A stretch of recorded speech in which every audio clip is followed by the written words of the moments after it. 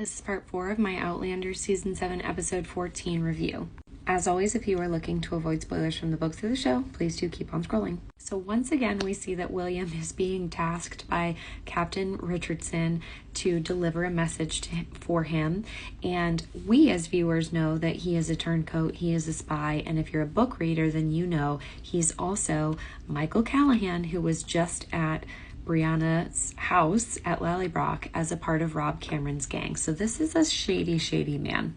And Richardson's whole MO is to basically send William on all of these very dangerous trips and use him as like a pawn, essentially. And they're condensing a lot of plot in this episode, but in a way that I think is actually very digestible for a viewer who hasn't read the books. William is very eager to please. He wants to earn some, commemorative piece of this war because he's been basically sidelined from it. So he's happy to go out on these missions. It gives him a sense of duty and purpose, but he's being sabotaged by the man who's sending them out on them. And obviously the first time when he goes into the swamps, he is saved by young Ian. And I just feel for William, but I'm glad that they're kind of condensing the storyline because there were so many chapters where he was just wandering around in the woods, and this is a lot better, I think.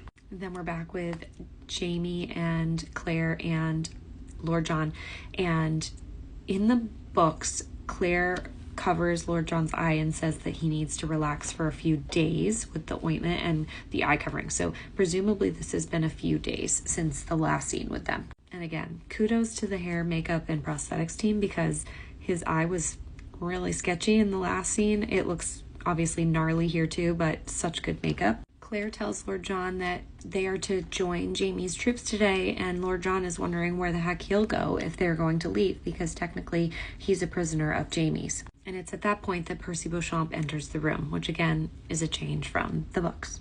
Percy is a character that I have been praying we would get in the show because he is so heavily a part of Lord John's story, especially in the novellas.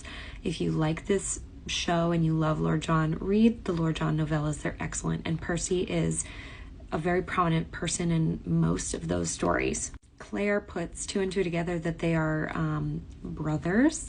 And in the books, again, this whole conversation takes place. Percy asks for a private audience with Lord John, and he has, again, his thick French accent on, and then it immediately goes away when he is with John. I'll have to do a separate video about Percy, just because there's so much about him that I could fit in here, but he's tied into a lot of book plot.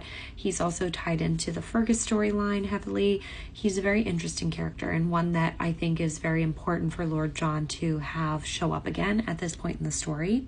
And they are in a position where they have to info dump a lot about Lord John's past in a very short amount of time and in a very effective way. And I think that because Diana wrote this episode, it is actually a very effective way of showcasing that these two people were very important to one another at one point, and he did something that pissed Lord John off, which book readers know.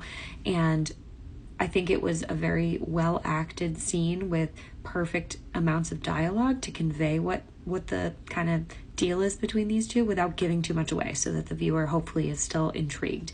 And I personally really hope that they will do a Lord John series. I know at one time it was in talks and then it was kind of shot down. Hopefully there's enough interest in that they'll kind of kick that back up again, because I really would love to have that, especially since we know they're doing Blood of My Blood. They should do a Lord John series.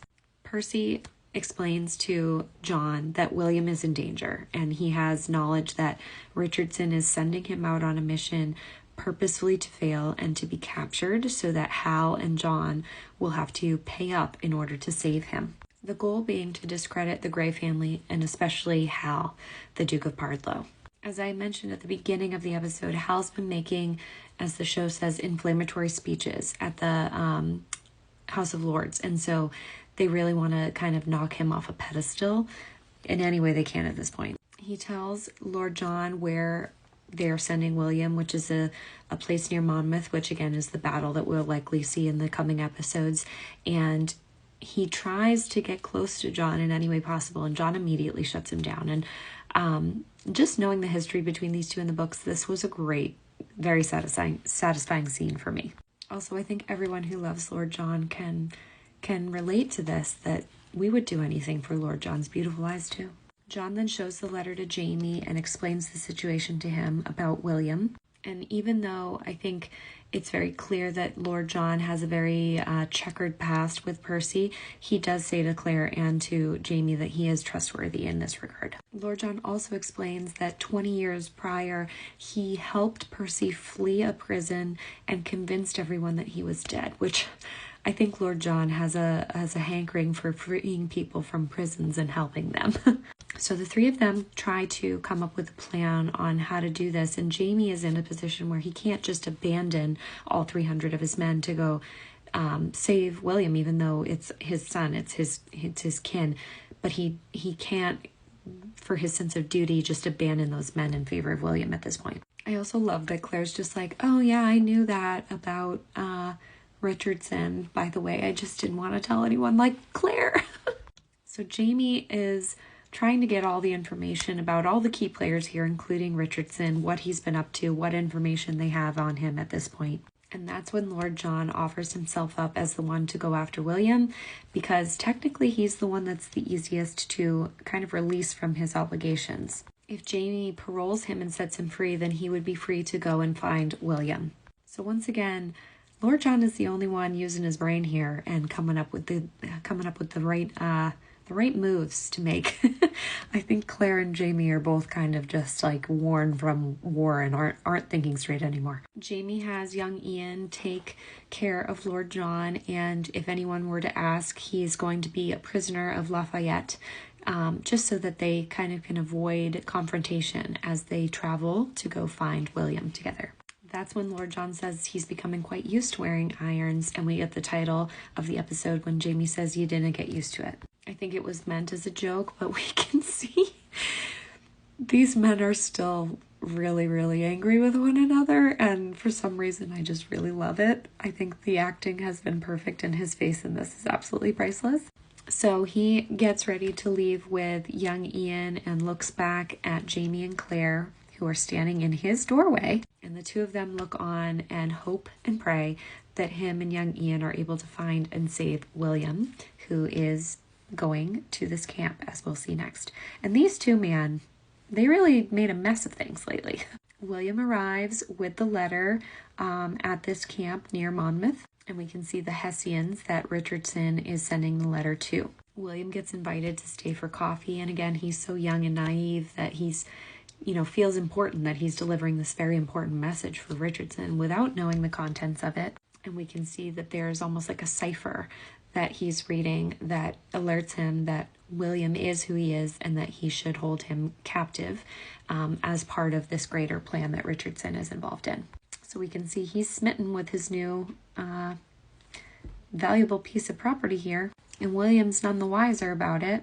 So that is how the episode ends, and I am so excited to see the events of next week. I watched the preview video. It looks phenomenal. I will make a preview video discussing some of the things that are kind of snipped in there. There's a lot that they're trying to cram into this episode, which I'm super excited about. But this episode was one of my favorites so far. I really loved the pacing. I loved the storyline. I loved how true to the books it was, but even the rewrite made sense. It was very thoughtfully put together. I think that's largely because it was Diana who wrote it. And yeah, I really don't have any notes. I think it was a really great episode.